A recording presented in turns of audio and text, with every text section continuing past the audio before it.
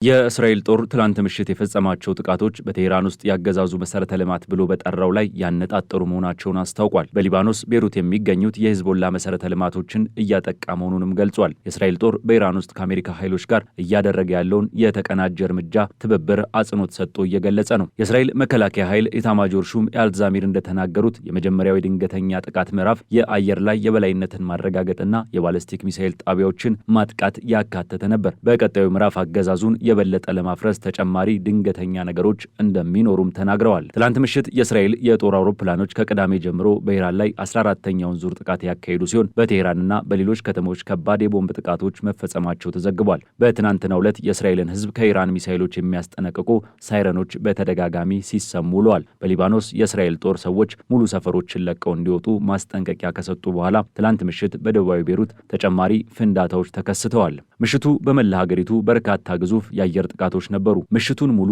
በደቡባዊ የቤሩት ከተማ ዳርቻዎች 11 ጥቃቶች ነበሩ። አንዳንዶቹ ያልተለመደ ከፍተኛ ድምፅ እንደነበራቸውም ተነግሯል። ከሊባኖስ በስተምስራቅ ወደ ሶሪያ ድንበር በሚወስደው የቤካ ሸለቆ አካባቢም ጥቃቶች የነበሩ ሲሆን በሀገሪቱ ደቡባዊ ክፍሎች ቀጣይነት ያላቸው ጥቃቶችም ቀጥለዋል። አብዛኞቹ እነዚህ አካባቢዎች በእስራኤል ጦር የግዳጅ መልቀቂያ ትዕዛዝ የተሰጣቸው ነበሩ። ትናንት ምሽት በአሜሪካ ማዕከላዊ እዝ የአሜሪካ መከላከያ ሚኒስቴር ፒት ሄግሴት፣ የማዕከላዊ እዝ አድሚራል ብራድ ኩፐር እና ፕሬዚዳንት ዶናልድ ትራምፕ አሜሪካ በኢራን ላይ ያደረገች ስላለው ዘመቻ መግለጫ ሰጥተዋል። ሄግሴት በኢራን ላይ ያለው የጥቃት ኃይል መጠን በከፍተኛ ሁኔታ ሊጨምር ነው ብለዋል። አሜሪካ የዲያጎ ጋርሻ የጦር ሰፈርን እንድትጠቀም ለመፍቀድ እንግሊዝ ያሳለፈችውን ውሳኔ ዋሽንግተን ጥቃቷ እንድታጠናክር እንደሚረዳትም አክለዋል። እንግሊዝ ከመጀመሪያው ቀን ጀምሮ እሺ ቀጥሉና ተጠቀሙ አለማለታቸው የሚያሳዝን ነበር ያሉት ሄግሴት ነገር ግን አሁን ላይ እዛ ደርሰናል ብለዋል። በሌላ በኩል ጠቅላይ ሚኒስትር ኬር ስታርመር ዩናይትድ ኪንግደም በኳታር ከሚገኘው የብሪታንያ አየር ኃይል ጋር እንዲቀላቀሉ 4 ተጨማሪ ታይፉን የጦር ጀቶች እየላኩ መሆናቸውን ተናግረዋል።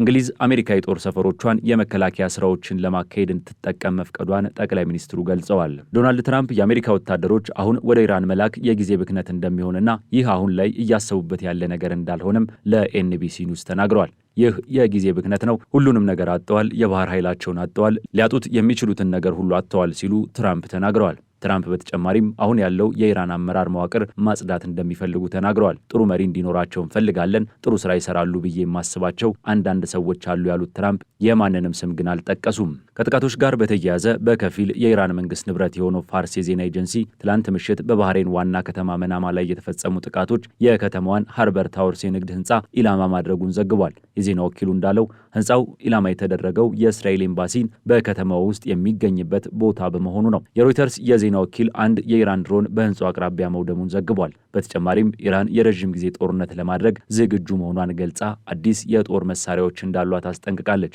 ኢራን ለረዥም ጊዜ ጦርነት ሙሉ በሙሉ ዝግጁ መሆኗንና እስካሁን በግጭቱ ውስጥ ጥቅም ላይ ያልዋሉ ዘመናዊ የጦር መሳሪያዎችን ልታስተዋውቅ መሆኑን የእስላማዊ አብዮታዊ ዘብ ቃል አቀባይ ተናግረዋል። ብርጋዴር ጄኔራል አሊ መሐመድ ናይኒ ባወጡት መግለጫ የኢራን ጠላቶች በመጪው አዲስ የጥቃት ማዕበል ህመም የሚሰጡ ምቶችን ሊጠብቁ ይገባል ብለዋል። የኢራን አዳዲስ ጅምሮችና የጦር መሳሪያዎች በመንገድ ላይ ናቸው። እነዚህ ቴክኖሎጂዎች ገና በሰፊው ጥቅም ላይ ያልዋሉም ብለዋል። ናይኒ አሜሪካና እስራኤል ባለፈው ዓመት ከከፈቱት የ12 ቀናት ጦርነት ጋር ሲነጻጸር ኢራን አሁን የበለጠ ዝግጁ መሆኗን ገልጸው አሁን ያለውን ወታደራዊ ግጭት ቅዱስና ህጋዊ ጦርነት ሲሉ ገልጸውታል።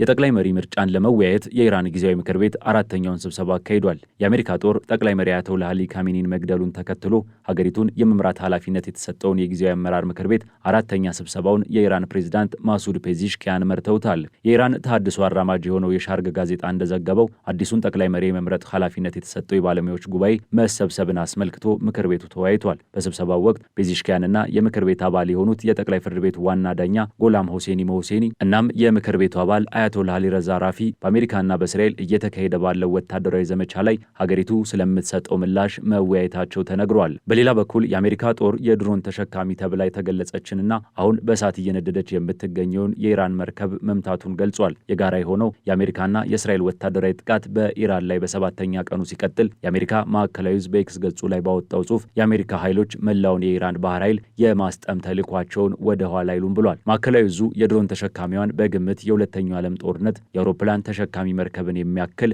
መጠን አላት ሲሉ ገልጿታል። ይሁን እንጂ በጽሑፉ ላይ ጥቃቱ የት እንደተፈጸመ በግልጽ አልተቀመጠም። ጦርነቱ ከሁለቱ ሀገራት ባለፈ ቡድኖችንና ሀገራትንም እያሳተፈ ይገኛል። የኢራቁ ታጣቂ ቡድን ሳሪያ አውሊያ አልአዳም በዮርዳኖስ ውስጥ ወሳኝ በተባለ ኢላማ ላይ ለተፈጸመው የድሮን ጥቃት ኃላፊነቱን ወስዷል። ቡድኑ ዛሬ ቀደም ብሎ በቴሌግራም ገጹ ላይ ባወጣው መግለጫ ጥቃቱ የኢራን ጠቅላይ መሪ አያቶላህ አሊ ካሜኒን መገደልን ተከትሎ የተሰጠ አጸፋዊ ምላሽ መሆኑን አስታውቋል። ቡድኑ ተጨማሪ ዝርዝር መረጃዎችን አልሰጠም። ከጥቃቱ ቀደም ብሎ በአረበኛ አልጀዚራ በዮርዳኖስ አቃባ ከተማ የአየር ጥቃት ማስጠንቀቂያ ሳይረን መሰማቱን ዘግበዋል። ከዚሁ ጋር በተያያዘ ከቅዳሜ ጀምሮ በደረሱ ጥቃቶች ወደ 200 የሚጠጉ ህጻናት መገደላቸውን ዩኒሴፍ አስታውቋል። ዩኒሴፍ እንዳስታወቀው በሳምንቱ መጨረሻ አሜሪካና እስራኤል በኢራን ላይ የወሰዱትን ወታደራዊ እርምጃ መባባስ ተከትሎ በመላው መካከለኛው ምስራቅ ወደ 200 የሚጠጉ ህጻናት ተገድለዋል። ቢያንስ 181 በኢራን፣ 7 በሊባኖስ፣ 3 በእስራኤልና 1 በኩዌት መገደላቸውን ገልጿል። ዩኒሴፍ ህጻናት ጦርነቱን አይጀምሩም፣ ነገር ግን ተቀባይነት የሌለው ከፍተኛ ዋጋ ይከፍላሉ ብሏል። በመካከለኛው ምስራቅ የተከሰተው ወታደራዊ መባባስ በህጻናት ላይ ከፍተኛ አውዳሚ ተጽዕኖ ማሳደሩንም ገልጿል። እንደ ኢራን አብዮታዊ ዘብ ገለጻ አሜሪካና እስራኤል በኢራን ላይ በጀመሩት የመጀመሪያ ቀን ጥቃት በደቡባዊ ኢራን ሚናብ የተባለች ከተማ ውስጥ በሚገኝ የሴቶች ትምህርት ቤት ላይ በደረሰ ጥቃት ቢያንስ 175 ተማሪዎች ተገድለዋል። የኢራን ቀይ ጨረቃ ማህበር ፕሬዝዳንት ፒር ሆሴን ኮልቫንድ እንዳሉት የአሜሪካና እስራኤል ጥቃቶች 3090 ቤቶችን ጨምሮ 3643 የሲቪል ቦታዎችን አውድመዋል። በተጨማሪም 528 የንግድና የአገልግሎት መስጫ ማዕከላት፣ 14 የህክምና ወይም የመድኃኒት ተቋማትና 9 የቀይ ጨረቃ ተቋማት ጉዳት ደርሶባቸዋል። አብዛኞቹ ኢላማዎች ሰዎች በብዛት በሚኖርባቸው የመኖሪያ አካባቢዎች ውስጥ መሆናቸውንም አክለዋል። የጦርነቱን መጀመር ተከትሎ ከፍተኛ ችግር ውስጥ ከገቡት መካከል የሚጠቀሱት አየር መንገዶች ናቸው። አየር መንገዶች በርካታ ሀገራት የአየር ክልላቸውን መዝጋታቸውን ተከትሎና የሚፈጸሙትን ተከታታይ ጥቃቶች በፈጠሩት ስጋት በርካታ በረራዎችን እየሰረዙ ይገኛሉ።